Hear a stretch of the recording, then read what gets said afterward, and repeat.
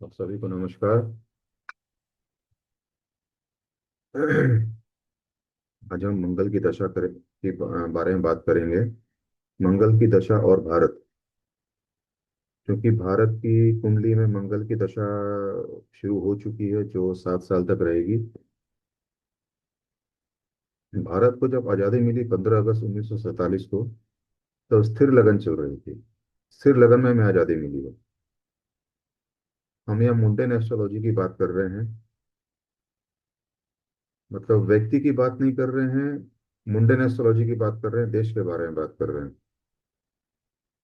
दोस्तों, मैं किसी भी वीडियो जो मैं बनाता हूँ उसमें मैं कोशिश करता हूँ कि नेगेटिव बातें मैं ना करूँ। लेकिन कभी कभी अगर कुछ नेगेटिविटी है तो उसके बारे में भी बात करना जरूरी हो जाता है।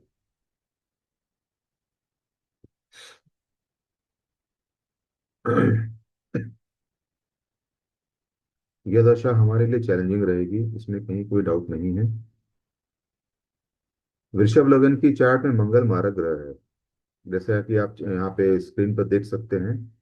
हमारा वृषभ लगन है, भारत की कुंडली का। मंगल दूसरे घर में शत्रु राशि में है और मारक है। और मारक भी है और बैठा भी मारक स्थान में ही है। हमें ये बात ध्यान में रखना पड़ेगा। मंगल यहाँ 7th और 12th लॉर्ड है। और मंगल की 3 दृष्टि है, 4, 7 और 8।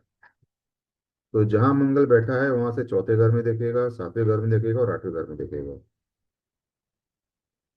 मारक ग्रह हमेशा मारक प्रभाव नहीं देता है अगर वो मारक ग्रह नीच का हो जाए। क्योंकि मारक ग्रह है किसी भी चार्ट में, तो एक बात होती है कि अगर वो उस घर को रिप्रेजेंट कर रहा है तो ही वो मारक होता है। और अगर उस घर का स्वामी नीच का हो जाए तो मारकता जो देने वाला होता है उसमें कमी आ जाती है। काफी हद तक कमी आ जाती है उसमें। लेकिन यहाँ पर ऐसा कुछ होते हुए दिख नहीं रहा है। अब यहाँ पर होगा क्या? पहली चीज, सेकेंड हाउस आपकी इनकम की, कमाई का घर है, इन्वेस्टमेंट का है, जमा किया हुआ धन है। जैसे एफडी है, बॉन्ड्स है, बैंक बैलेंस है। पहली फुर्सत में मंगल उसमें कमी करेगा। यहाँ फॉरेक्स रिजर्व में कमी आएगी। मंगल यहाँ किसे रिप्रेजेंट करता है अगर आप देखें तो? Agriculture land, borders with neighbours, क्योंकि ये मुंडेन की हम बात कर रहे हैं। तो मुंडेन में थर्ड घर जो है हमारा पीड़ित हो चुका है, क्योंकि यहाँ पे 5 5 ग्रह बैठे हैं। और तीसरे घर में उच्च का ग्रह अच्छा नहीं माना जाता। मून यहाँ पे उच्च का है। मरकरी है, शनि है, शुक्र है और सूर्य है। अब आप देखिए, मंगल के एक घर पहले राहु है और एक घर बाद में अगर आप देखेंगे तो शनि और सूर्य है। तो दो ऐसे ग्रहों के बीच में फंसा हुआ मंगल, उसकी नेगेटिविटी बढ़ेगी यहाँ पे। इसमें हमारे बॉर्डर्स जो है उसमें डिस्प्यूट हो गए नेबर्स के साथ में, जो हमारे नेबर्स हैं। इसमें भूकंप, आजगनी की जो है प्रोटेस्ट बढ़ेंगे पब्लिक के बीच में। जो संतोष है उसकी कमी दिखेगी। मंगल सेनापति भी तो है। देश के अंदर युद्ध जैसे हालात होंगे, आपसी मनोमुटाव बढ़ेगा। यहाँ पर एक बात मैं कंफर्म कर दूं, जुपिटर यहाँ मंगल को 9th एस्पेक्ट से देख रहा है। इसका मतलब हम लोग हर चैलेंजेस से ओवरकम कर जाएंगे, लेकिन शुरू में तो हमें नुकसान होगा ही होगा। क्योंकि जुपिटर गुरु होते हुए भी यह भी भारत की कुंडली में 8th और 11th लॉर्ड है, जो कि अच्छा नहीं कहा जा सकता। इस दशा में हमारे पड़ोसी देश से हमें सावधानी के साथ आगे बढ़ना है। वह चाहे भूटान हो, नेपाल हो, बांग्लादेश हो, चाइना हो या कोई और भी हो। बांग्लादेश, चाइना के बारे में हम सब जानते हैं, पाकिस्तान के बारे में हम जानते हैं। यहाँ भूटान और नेपाल के साथ भी हमारे रिश्ते बिगड़ सकते हैं। भूटान अभी तक शांत है, लेकिन जो स्थिति है भूटान भी एग्रेसिव हो सकता है, क्योंकि कुंडली ही वैसी वो बात बता रही है।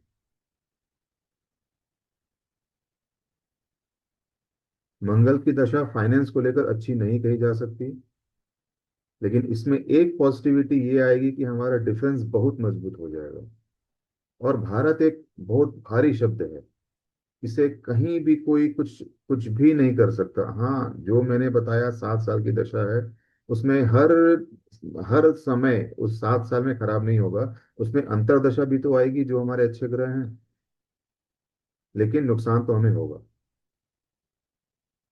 और यहाँ पर आप देखिए, मंगल जो है वो सेनापति का अस्त्र भी तो है। यहाँ भारत या विश्वासघात होगा, ये भी देखा जाएगा कि विश्वासघात हो रहा है। जिस पर हम भरोसा करेंगे वही हमें विश्वासघात करेगा। विरोध पक्ष जो है वो मजबूत होगा। जो गुट भारत विरोधी गतिविधियों में शामिल हैं, उसे बाहरी ताकतों से सपोर्ट मिलेगी। हमें यह भी नहीं भूलना है कि मंगल आर्द्रा नक्षत्र में है, जो इसकी शत्रु राशि है, और जिस साइन में है वो भी शत्रु राशि है। और मंगल यहाँ लग्नेश का शत्रु भी है। भारत की इकोनॉमी जो मुझे दिख रहा है डावाडोल होने की स्थिति बन रही है, और स्टॉक मार्केट अपने स्तर से टूटते हुए भी दिख रहा है। क्योंकि स्टॉक मार्केट किसी भी इकोनॉमी की रीढ़ की हड्डी कहा जा सकता है, और उसमें भी हमें नेगेटिविटी दिखेगी।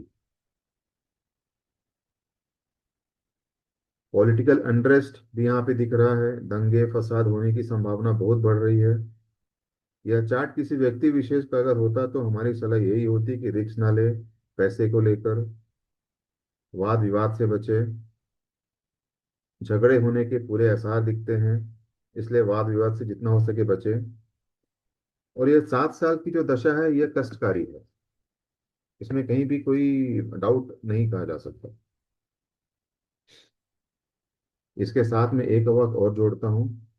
7 साल के बाद जो राहु की दशा शुरू होगी, तो जो भी भारत ने खोया है या जो भी भारत के साथ नेगेटिविटी हुई है, वो पूरी तरीके से समाप्त हो जाएगी और भारत एक नए युग में घुसेगा। जिसे हम विश्व गुरु बोलते हैं, वो राहु की दशा में ही हम सबको देखने को मिलेगा। इसमें कहीं भी कोई डाउट नहीं है। और हमें 100 गुना तरक्की मिलेगी। जो हमें भी दिख रहा है, जिसके चलते सब लोग, जो भी देश हैं जो भारत पर प्रेशर कर रहे हैं, वो किसी भी तरह का प्रेशर करने में उस स्थिति में नहीं रह पाएंगे वो।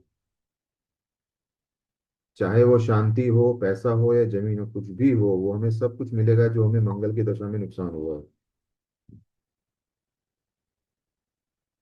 मैं अपनी बात को यहाँ समाप्त करूंगा, क्योंकि मुझे लगा कि ये वीडियो मुझे बनाना चाहिए। और मैं और वीडियोस भी बनाऊंगा धीरे धीरे, जैसा जैसा मुझे समय मिलेगा। और आपको अगर ये वीडियो अच्छा लगे तो इसे लाइक करिए, सब्सक्राइब कीजिए, शेयर कीजिए। और आप कुछ भी पूछना चाहते हैं तो आप बिना किसी संकोच के मुझे कमेंट में पूछिए। मैं जितना हो सकेगा आप लोगों को जवाब देने की कोशिश करूंगा। प्रणाम।